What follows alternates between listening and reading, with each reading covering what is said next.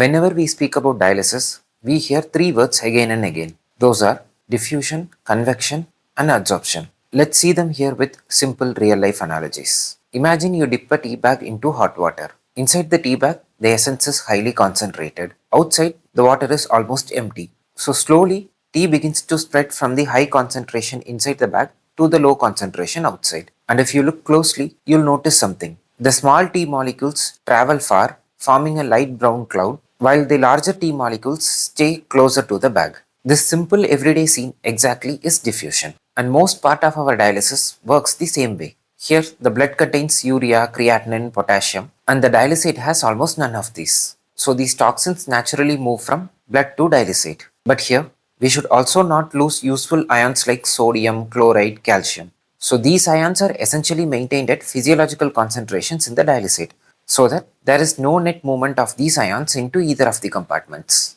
And similar to the tea leaves, blood cells, albumin and other larger molecules do not get into the dialysate site because of the pore size. To sum up, in diffusion, only solutes move. There is no net water movement, and the solute movement depends on concentration gradient.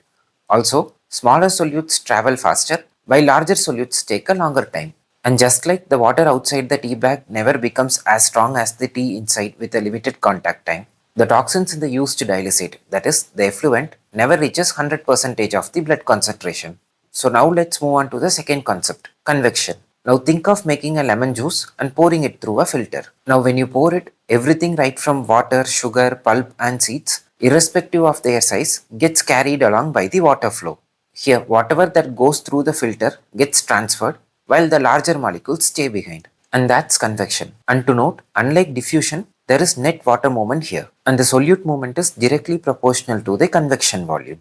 Also here, the solute movement neither depends on concentration gradient nor on the particle size. In a similar way, in hemofiltration, we push water across the filter using pressure, and solutes get carried along in bulk regardless of the size. But here, not just urea creatinine, useful ions like sodium chloride also gets filtered. So we replace the convected volume with substitution fluid having electrolytes in physiological concentration. And if you look at the effluent here, it would have got the toxins at a concentration almost similar to that present in the blood. So the effluent saturation here is close to 100%.